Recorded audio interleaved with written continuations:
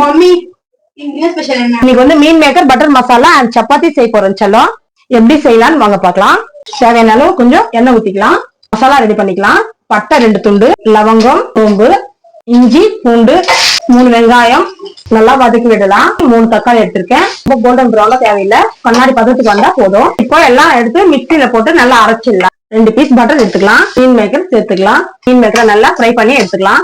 இப்போ இது நம்ம தட்டுல மாத்திக்கலாம். அந்த பட்டர்லயே கொஞ்சம் நம்ம வெங்காயம் சேர்த்துக்கலாம். மிளகா, கருவேப்பிலை நல்லா வதக்கி விடலாம். இந்த மசாலாவை இதுல சேர்த்துக்கலாம். 1/4 ஸ்பூன் மஞ்சத்தூள். இது ஆந்திரா மிளகா, அதனால காரம் அதிகமா இருக்கனால 1 ஸ்பூன் தான் மிளகாத்தூள் சேர்த்துக்கிறேன்.